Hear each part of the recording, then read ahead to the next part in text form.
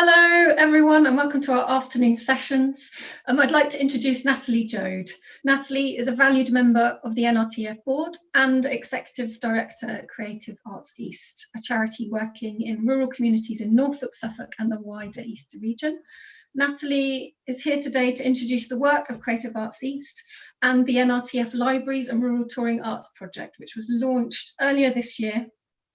And the project sets out to facilitate, support and promote arts programming in libraries. Natalie, welcome.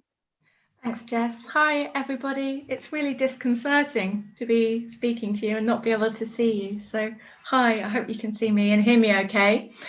Well, yes, thank you. It's a real pleasure to be part of this incredible conference, and congratulations to Jess and Holly and everybody who's managed to sort of take our usual rural touring conference and frame it digitally and make it possible for us to be together. I'm particularly pleased to be here on Libraries Day.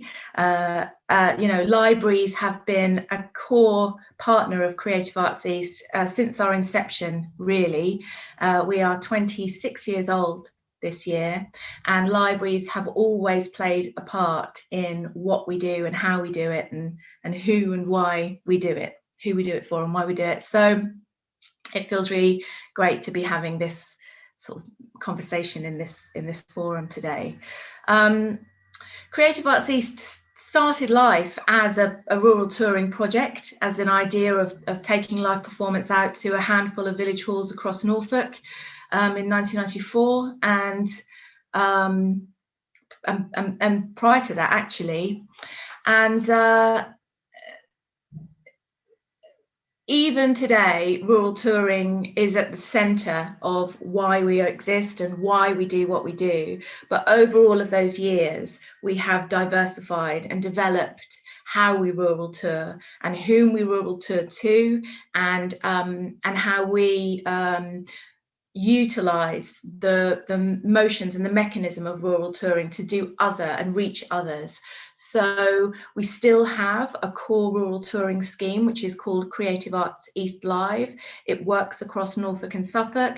It works with some 60 promoting groups, but those promoting groups are now everything from village halls to schools to libraries to pubs to small scale art centres, and everything in between, so that there is nobody that we will not enter into partnership with except for individuals, actually. And around the edges of that live performance rural touring scheme, we have a community cinema scheme called Creative Arts East Screen, which does the same just across Norfolk at the moment, although we are spreading our wings into Suffolk and Cambridgeshire and helping those communities to become actively involved. And then we have a whole portfolio of projects which is a sort of donut, if you like, of live performance, cinema around the edge, and then engagement projects which are time specific and funding specific, and they are driven by making social change. So very often we'll find ourselves in rural high schools working with children and young people who are identified as being at risk, and we support them to become event managers and to train them to become the next generation of rural touring promoters. And right to the other side of the scale, we deal with sort of regular fortnightly workshops in dance and music, which is a sort of rural tour, if you like, for older people mainly living with a dementia, or people who are caring for somebody living with a dementia or a degenerative disease pertinent to older age. So we have a whole sort of spectrum, but at the very centre of it is this concept of enabling a connection between the 3 points of the triangle: the artist, the audience, and the volunteer or the community venue that exists to host those people. And right in the centre is us as the organisation and us as the rural touring scheme. So why libraries now? I mean, as I said, libraries have been a linchpin of our work for all of this time, but most recently, in the most sort of recent decade, is when we've really talked to libraries about touring. So in 2012, we had some money from the Arts Council through the then Strategic Touring Fund to working across sort of West Norfolk and West Suffolk to try and galvanise a bit more rural touring in those areas where it had been particularly difficult in the past. And libraries were part of that conversation. In 2016, we worked alongside Suffolk Libraries to digitise 8 of their libraries and to bring event cinema into their libraries. And in 2019, we embarked on this piece of research on behalf of the Arts Council England to understand what the challenges and opportunities were for library touring across the wider Southeastern Arts Council region. In my opinion, that final piece of research really demonstrates all the important elements of what is required in good partnership and good collaboration. And I think that you can sort of distill that into 3 key things. The first is I'm reading my notes. The first is you know, each partner bringing a skill that the other doesn't have, or a contribution that the other doesn't have.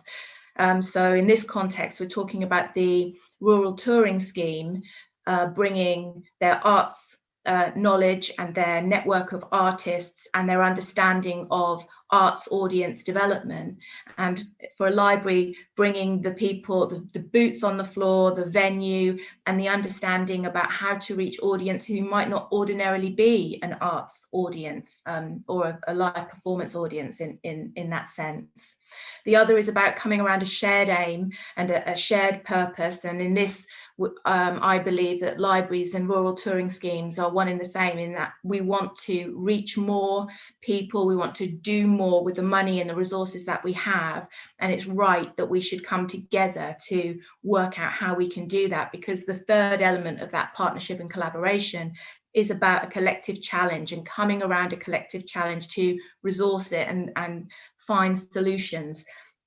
And for both sides of that coin, arts organisation and library, it's about capacity, you know, making our difficult capacity go further, making our funding go further, utilising our systems better, and ultimately, you know, questioning how we make sure that great arts is for everybody. So I think that rural touring schemes and libraries are at the forefront of the new Arts Council Let's Create strategy, and you know, on that basis, we are at the moment the experts in that room. We have been doing this audience development and audience access work forever and a day, and it's quite right that the NRTF would be putting together a national project to interrogate and question how we can do that better and collectively and across all of the parts of England. So today I understand you're going to hear from my colleague Julia Stafford at Creative Arts East in conversation with our partners at Spot On and Lindsay at Spot On, or Sue at Spot On, not sure which one, but both equal experts in their field. And they're really going to sort of talk you through about how to work effectively with a library if you're interested from a rural touring scheme perspective or from an artist perspective, and also to try and channel some of that conversation that they have learned through their conversations with librarians and library managers. And hopefully we have some of those counterparts in the room who can bring into conversation their viewpoints and some of that that context from the library perspective. So I hope you enjoy it. I hope you've enjoyed this morning as well, and thanks very much to Jess for having me to open up this part of the day. Thanks, Natalie. Yeah, it's great to just be able to have had that intro from you about the project and a bit more about this research project that you've done. I think what we've been able to do is there's a link on this session so that people can download and read that report. There's also a link to our Libraries and Rural Touring project page. So if anyone's interested in finding out more, they can have a look at that, or they can contact me. And all my contact details are on the NRTF website project page for the library project. We have next Lyricite Arts, who have launched their fabulous new Alice in Wonderland toolkit. It's all about how to diversify an arts programme in a library setting.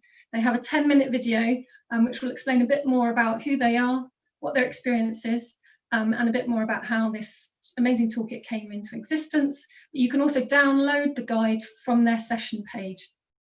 If you have pre-booked your place for today's workshop at 2 p.m, then you'll need to click on the Zoom that was emailed to you. If you aren't joining the workshop, you can take the time to watch Live Talk's High Flu project. It uses poetry, photography, music and film to tell the social history of the COVID-19.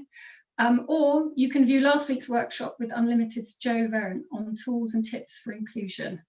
Later this afternoon, we've got Angel Exit Theatre showcasing their book club for super spies. That's happening at 3. And at 3:30, you can join us for Tessa Bide's The Anarchists Mobile Library Showcase. So please click onto the next session, which is either the workshop or you can view Live Talk's film. Thank you.